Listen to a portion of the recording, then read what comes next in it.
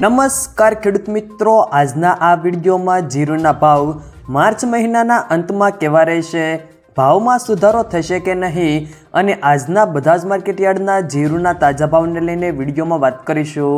વિડીયોમાં આગળ વધતા પહેલાં જો તમે અમારી ચેનલમાં નવા છો તો ચેનલને સબસ્ક્રાઈબ જરૂર કરજો, જેથી અમારા આવનારા તમામ વિડીયોની માહિતી તમારા સુધી મળતી રહે। તો ચાલો શરૂ કરીએ આજનો આ વિડીયો। જીરુની બજારમાં મજબૂતાઈનો માહોલ જોવા મળ્યો છે, ત્યારે જીરુમાં નીચા ભાવથી સંગ્રહ કરનાર અને નિકાસકારોની લેવાલી સારી આવી હોવાથી ભાવમાં ₹50નો વધુ સુધારો થયો છે।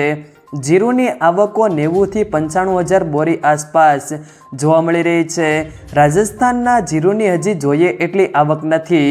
આગામી દિવસોમાં જીરુની આવક રાજસ્થાનની વધે તેવી ધારણા છે।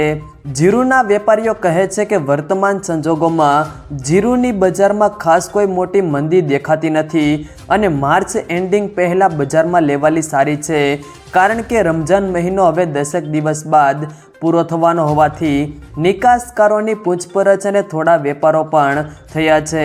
રમઝાન મહિના પછી ડિલિવરી પહોંચે એ રીતે ગલ્ફના બાયરો લેવાલ હોવાથી જીરુની બજારમાં ટેકો મળી રહ્યો છે। બેન્ચમાર્ક જીરુ વાયદો ₹155 વધીને ₹21,375ની સપાટી પર બંધ રહ્યો હતો। જીરુ વાયદામાં જો તેજી આગળ વધશે તો હાજરને ટેકો મળી શકે છે।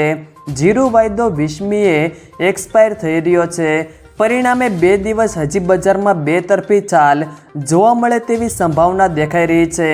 ત્યારબાદ આજના જીરુના ભાવની વાત કરીએ તો રાપર 3,412થી 4,232, ભચાઉ 3,900થી 4,151, તળાજા 3,965થી 3,965, પાંથાવાડા 3,720થી 4,200, મહુવા 3,000થી 4,401, ભુજ 3,000થી 3,970, વિરમગામ 3,740થી 4,000, ડીસા 3,500થી 4,300, ભાવનગર 3,600થી 4,349, પાલીતાણા 3,520થી 4,160, વિસનગર 4,100થી 4,100।